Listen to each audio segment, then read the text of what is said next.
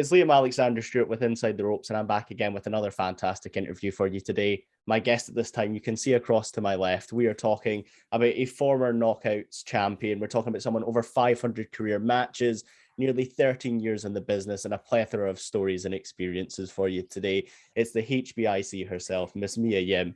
Mia, how are you doing today? I'm good. How are you? I'm good. It's interesting. I was wondering when I was going to mention this, but I think it's a good one to start things off. There's an interesting story between us that you will have absolutely no idea of, because there's no reason you should. But I've got a small Jack Russell Chihuahua cross that happens to also be called Mia. And that naming came because we were struggling, me and my fiance, to think of a name for the dog. And you popped up on the television at the time, and I'm like, Mia, that's a good name. So you've inadvertently inspired Oh, my little Chihuahua's name, and I knew I had to shoehorn that in somewhere to set us off. So that's the best nowhere story better than the ever. start. So yes, we've got the HBIC in yourself, and she's the HBIC of this house, and As that's she should. undeniable. But we're here, of course, to talk about a whole load of exciting events surrounding your Impact return, and of course, Slammiversary coming up on June 19th. So I thought makes sense just to jump right into things. You made your incredible return to Impact recently, following sort of 5 years away from the company. How does it feel to be back? And was there ever a doubt in your mind that Impact was the place you wanted to be, or was it, as soon as it became an option, you were like, I'm coming home? Um, Coming back, it felt like it was the warmest reunion because I came back already knowing the locker room, the office, the production. It was just such a warm welcome to be back. And like even the newer people there, they just came up and acted like we've been friends for years. So it was just it was so good. It was such a good feeling. And then as far as hold on, wait, wrestler brain. What was the second question? And how does it feel coming back? And was there ever any doubt Oh, about that's right. That's certain right. There wasn't, I think the only doubt that I had was if I wanted to wrestle on TV again in the first place. So it wasn't that like, I don't really, there's another option better than Impact or anything like that. It was just trying to decide if TV wrestling was something I wanted to do again anyway. But once I talked to Gail and knowing that she is kind of running the women's division and is part of like talent relations and things like that, it was immediate. Like once that option came on the table after I accepted like, okay, yeah, maybe I'll give this a chance again. It was no hesitation on Impact being the place to go, just because I knew that was where I felt the most comfortable. And I knew for a fact that they would not do me dirty. No, for sure. And I think one of the main things that's evident to sort of us from fans, just from your social media, is sort of this feeling that you're having fun with wrestling again. You said it yourself that having fun makes all the difference. Mm-hmm. What do you think's been kind of the key factor for you in kind of mentally getting back to that stage with wrestling where it's fun again? And was it a sort of process that took time? Was there sort of a concern that, you might have, fallen out of love with it? Or was it just something that as soon as you step back in Impact, it was like, oh, this is actually really fun again? Yeah. So the biggest issue I had with fun in wrestling, it's a lot of the mental game. It was starting to feel more like a work, like, what is it, 2022? Like the end of 2020, early 2021. So it felt more like a work and less fun. And the minute it started to become like after I needed to take a couple months off just to kind of reevaluate what I wanted to do in general, whether it be wrestling again or just real life stuff. Like me and Keith got married, and 2 weeks later we moved like halfway across the country. So it was just a lot of real life stuff happening back to back to back anyway. That it was one of those things where it's like Keith had to go right to work right after the wedding. So I'm like, okay, you go work, do your thing. And then since I'm going to be taking some time off anyway, let me take care of everything at home, but also kind of reevaluate, like, I've done everything I wanted to in my career at this point. So it's like, do I still even want to wrestle? Like, it's not fun for me anymore. I don't want to be told what I can and can't do. And I like having to change who I am. I just didn't know if that was something I wanted to do again. And especially the independent scene was scary as well, because everything has changed since the last time I was in the indies. So there's like all these new people that I heard of, but I've never worked before, talked to them. So it was a new atmosphere altogether. So it's like, is it worth going back into? So I took about 2-3 months off before I had my first match. And the first match was mainly like, okay, let me get through my mental blocks first. Like wrestling is like riding a bike. So it's like, once I get in the ring, I know what I need to do, but it's just getting in the ring first, because I wouldn't even go to training because seeing a ring gave me anxiety. So I wouldn't even like go to training or do any roles or anything. So it was just, the first match was just getting over the mental block and just saying like, okay, I did it. Now what? See if there was a light that ignited again. And there was, and it was one of those things like, okay, well, I did my first match. Let me do it again just to see. And let me wrestle someone. Cause the first match I wrestled was Athena. And then the second match I wrestled was Janai Kai, which, she's awesome and very talented and has so much potential that like, once I was told that I would be wrestling her, I said, absolutely no hesitation. It was like, okay, so I wrestled a friend. Let me wrestle someone that I have never wrestled before and is newer in the game. And let me see if I can, because now with Athena, I know that I can follow. Let me see if I can lead still. And that match I thought went better than the first. So I'm like, okay, I think I'm liking where this is going. And then finally talking to Gail and establishing like what my concerns were. And not even just in with a company, just with wrestling as a whole. And finally sitting and talking to Keith and like talking to my friends, it was like, okay, if I was going to do one more run like on TV, Impact would be the way to go. And so once I finally got over that hump of not knowing what I wanted to do, it was just a straight shot like, okay, yeah, let's do it. Impact, let's do it. So it was a lot of, it was a roller coaster event for sure. You mentioned that match with Athena, and it was quite emotional scenes from the two of you sort of throughout and at the end of that match. What did it mean for you to sort of share that moment with someone who'd been through sort of a similar process in the last 3 years and similar emotions? Was that sort of a conscious choice, or was it just sort of a happy accident the two of you were able to come together and, you know, have such an impact and, pardon the pun, in your sort of career moving forward? Mm-hmm. It was definitely a conscious choice just because we both got released on the same day. And I just moved. Once we got married, we moved to Dallas, which we live like maybe 15-20 minutes away from each other. So it was something like we've had bangers in the independents before we got signed. And we haven't wrestled since the independents. So it's like, it was a comfortable,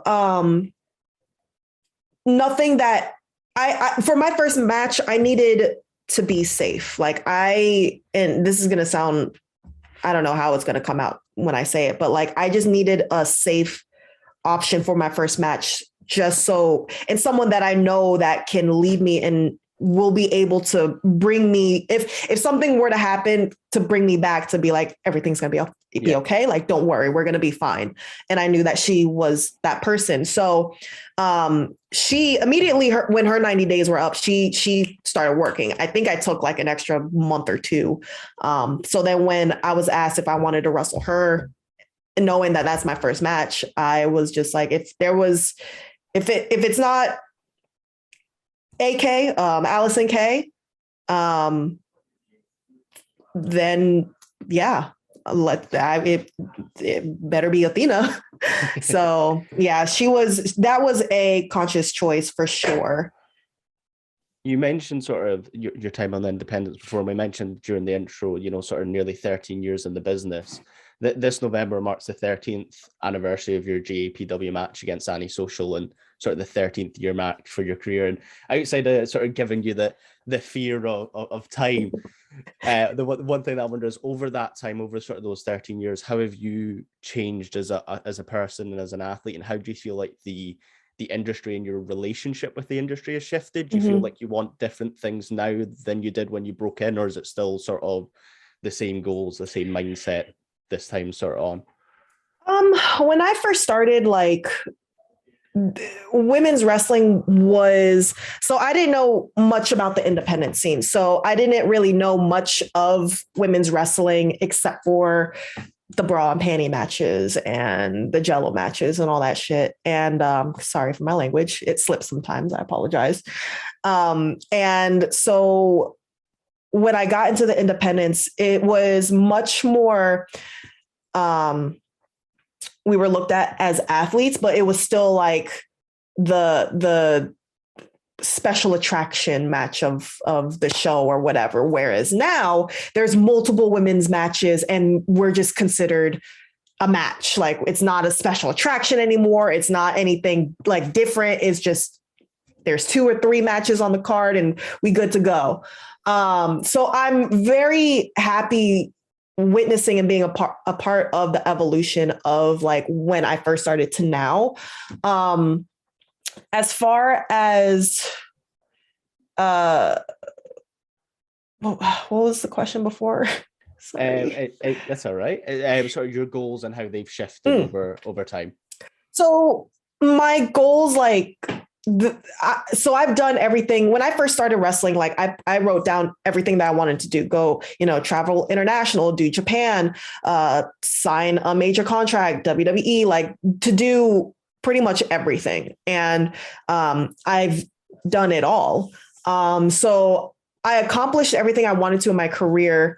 There was even, like, my parents was against me wrestling when I first started. So the big thing was to kind of change their mindset, to have them be proud of everything that I've done in wrestling.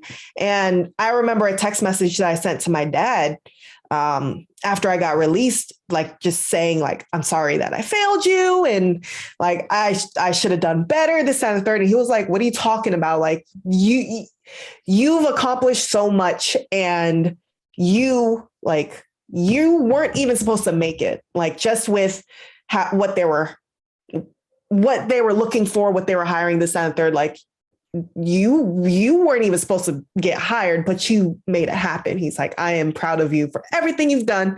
So I'm like, that's all I needed. That's all I needed. So the power that parents hold in that regard is it's unfathomable, isn't it? Oh my sort of gosh. to change your mindset, or to sort of change your mood just with words. It's amazing. It goes such a long way. And, like, knowing that my dad is proud of me, like, during the pandemic, I was able to financially, like, help my mom. Like, I've done everything I wanted to with this career, where now I'm like, I just want to have fun and have people remember me as me. And to also help, like, the younger generation come up. Like, I noticed that some of the things have changed from, like, when the Sarah Del Rey's, the Daisy Hayes, the Daphnes, like, when they were all looking out for me and AK and Marty, like, all of us, it's different now. So I kind of want to kind of keep that going, where it's like, hey, you don't have to backstab people. Like, it's okay. But, like, yeah, wrestling definitely changed me as a human. Like, I've, you have the highs, and then you have the lows, and then you have, like, of course, the drama, the backstabbers, all that. But, like, it made me into a stronger person and much more mature. Like, I'm 33 now, so I'm just riding the wave at this point. Amazing. Well, at Slammiversary, you once again are going to be making history as part of the first Queen of the Mountain match. How does it feel to be making history once again with a company that I feel like every week I'm saying that Impact's making history? It's, it's incredible, especially within sort of the women, the knockouts division, constantly shattering sort of perceived ceilings. How does it feel to be a part of that? And how does it feel for the company to kind of put you in this position, sort of with the sort of last year playing the way it does, and with sort of the anxiety around wrestling that you mentioned you had? Is that sort of reassuring to know that, Gail and Scott D'Amore still see you in the way that, you know, for a while you were struggling to see yourself?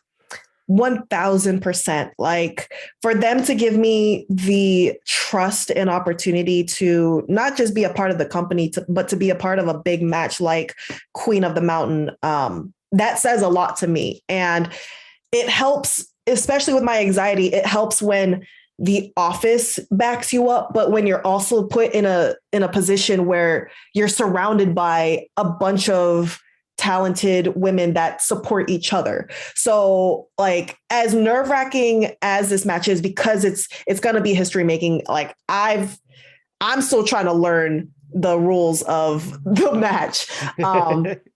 But to like look to my left and right and to see like the Jordan Grace, Tasha, Deanna, Taya, like to see just the company that I'm with and what all of us has been through, and with all the talent, and like we all got each other's back. And I know that this match is going to be a banger because of it. And it involves ladders, which is my favorite. So I'm like, this is gonna be great. we might bleed a little bit, but it's gonna be all right. Well, if anyone watching doesn't know and wants to check it out, make sure that you are watching Impact Slammiversary coming up. All the details will be on screen and in the descriptions as well. It's one of the highlights of the wrestling calendar for us, especially here in the UK. TNA and Impact was the branch way for many fans into wrestling and continues to be. And the women's division, the Knockouts division, is unparalleled. So thank you for taking the time to chat with us today. I just want to throw it over to you to plug anything you want to plug. I know you've got your Twitch and your social medias as well. So anything you want to plug, the floor is yours. Oh, thank you so much. You guys can follow me on Twitch. I go live every day when I'm home, twitch.tv/MiaYimOfficial. I'm on Twitter at MiaYim, YouTube. I think it's, MiaYimOfficial, and Instagram, once again, MiaYimOfficial. Perfect. Well, thank you very much. And thank you very much, everyone, for watching. Make sure you check all the links down below, our socials, Mia's socials, the Impact and Impact UK stuff will be down there as well. And make sure you watch Slammiversary because it's going to be great. Thank you.